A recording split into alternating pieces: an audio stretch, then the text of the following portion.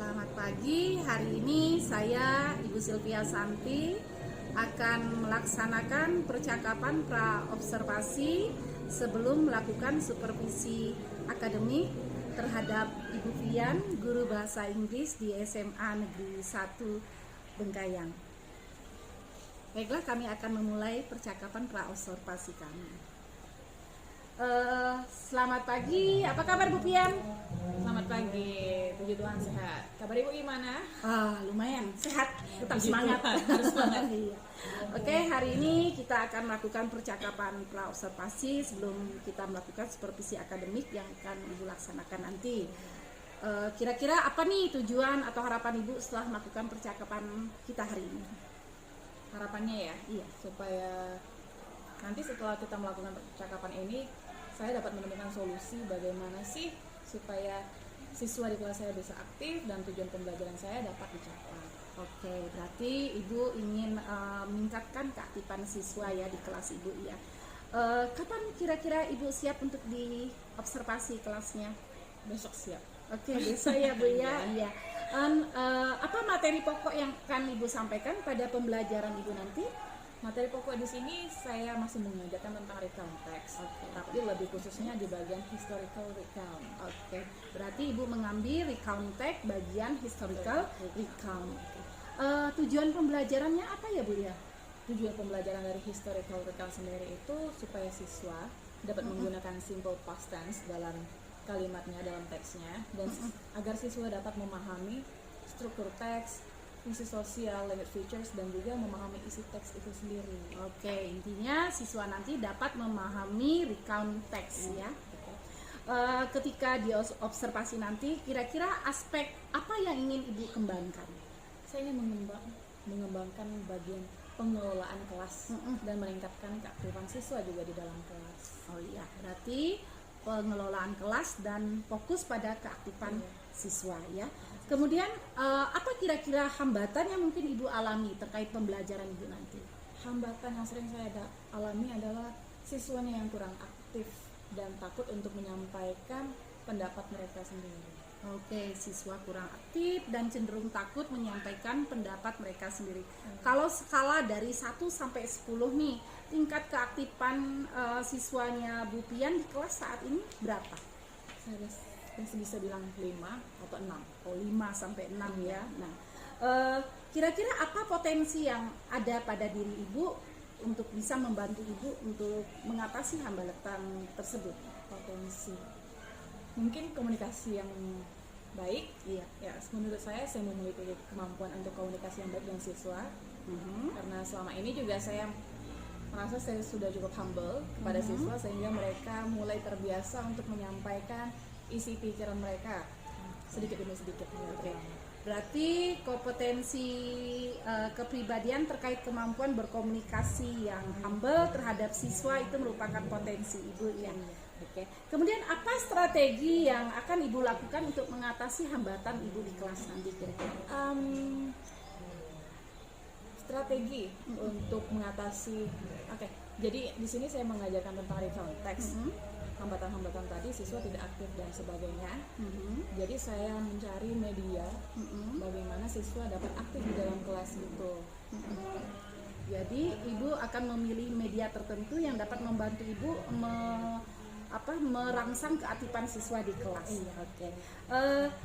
Agar pembelajaran Ibu nih nanti dapat berjalan lancar, kira-kira apa dukungan yang Ibu perlukan? Dukungannya intinya yang pertama itu tetap ada kesehatan siswa dan gurunya. Yang kedua, perlengkapan kita mengajar, misalnya seperti kamus bahasa Inggris itu sekarang itu sangat dibutuhkan untuk menunjang siswa untuk memahami isi teks. Artinya ada beberapa hal yang Ibu perlukan untuk mendukung kegiatan pembelajaran Ibu nanti, baik dari siswa, dari gurunya sendiri, dan dari fasilitas buku seperti buku kamus. Ya. Kira-kira apa nih komitmen Ibu untuk mendukung kesiapan pembelajaran Ibu besok? Yang komitmen yang saya siapkan ya? Iya. Ya pastinya persiapan saya sendiri ya. Persiapan untuk materinya, untuk medianya, segala teks yang akan saya sampaikan sudah saya siapkan dengan baik. Oke, terima kasih Bu Pian. Demikianlah percakapan observasi kita hari ini. Semoga besok pembelajarannya berjalan dengan lancar. Terima kasih atas kehadiran Ibu. Good luck. Amin. Thank you.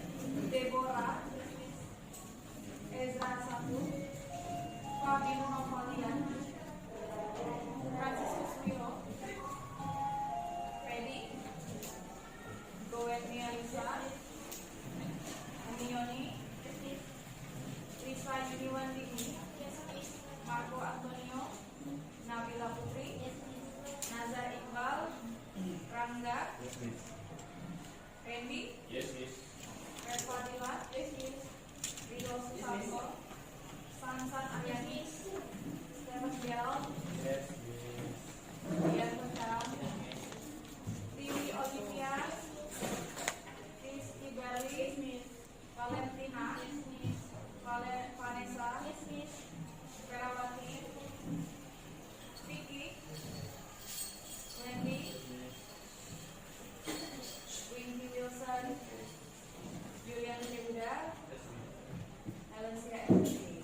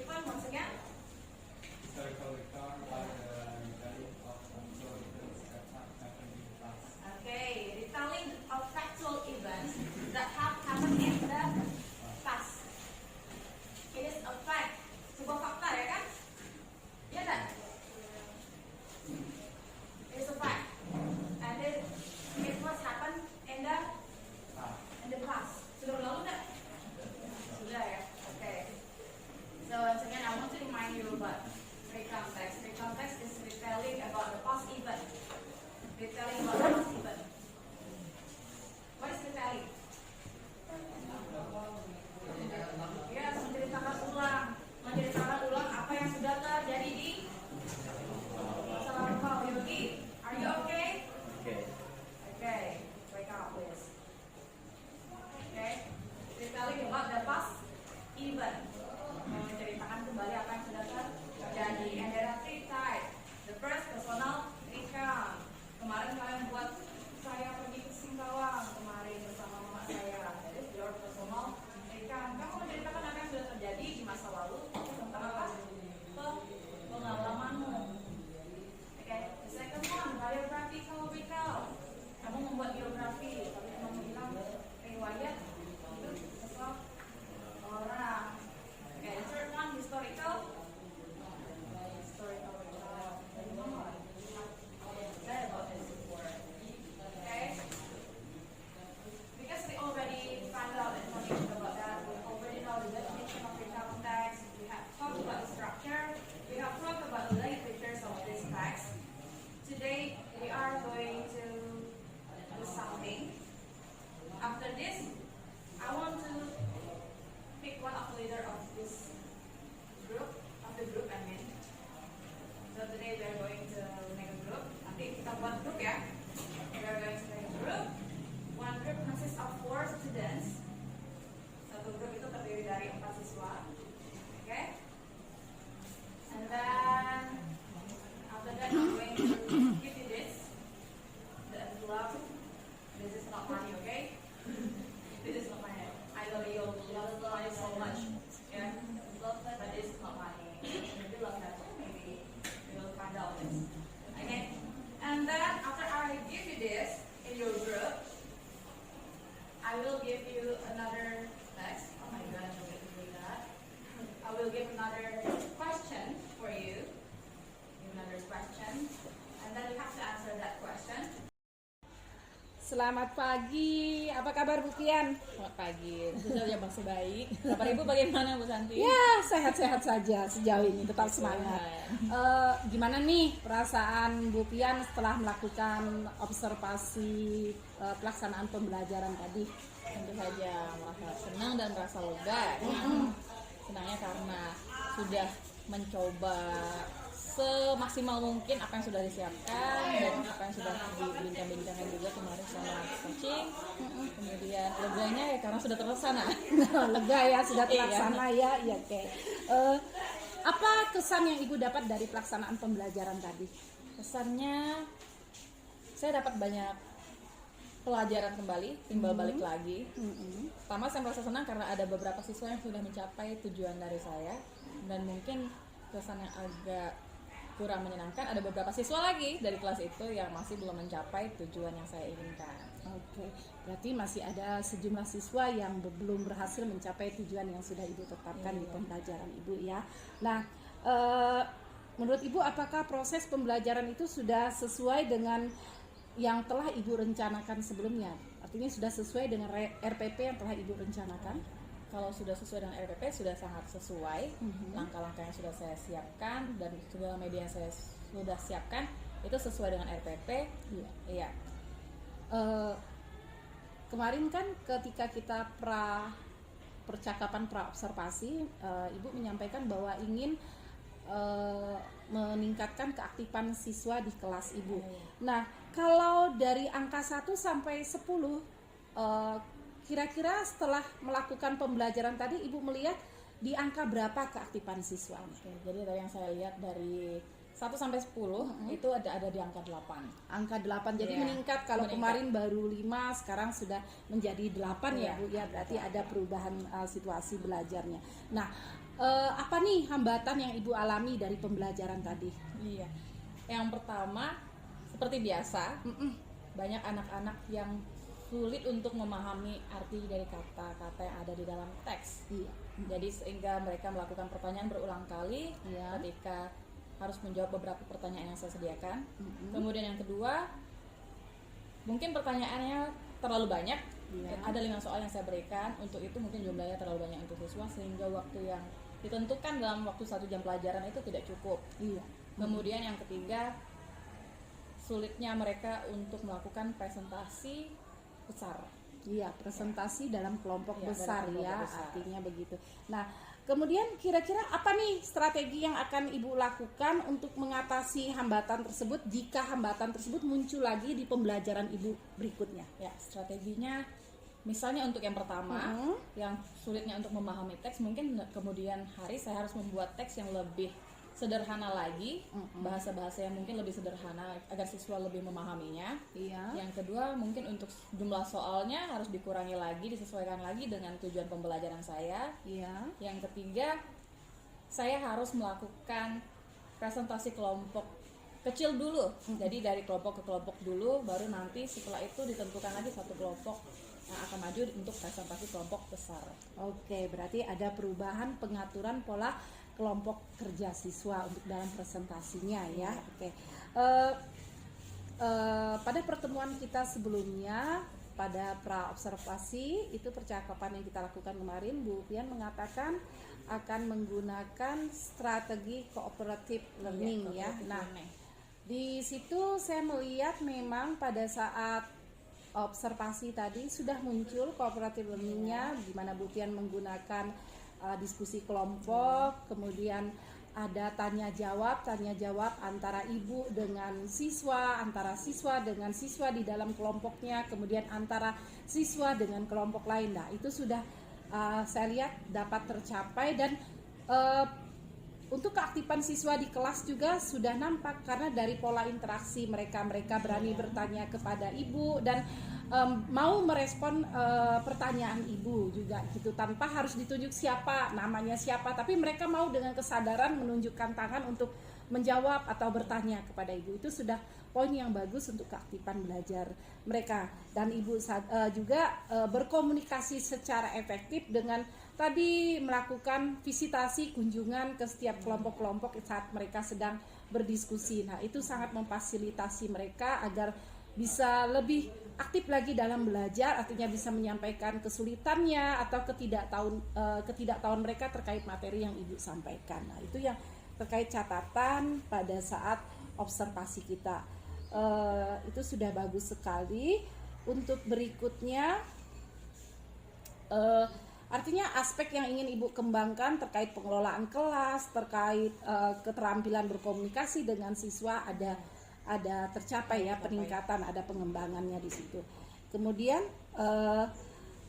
apa yang ibu rasakan setelah kita melakukan percakapan pra observasi melalui coaching dan percakapan pasca observasi ini? Yang saya rasakan ya tentunya perasaan senang, terutama ketika kita pra observasi.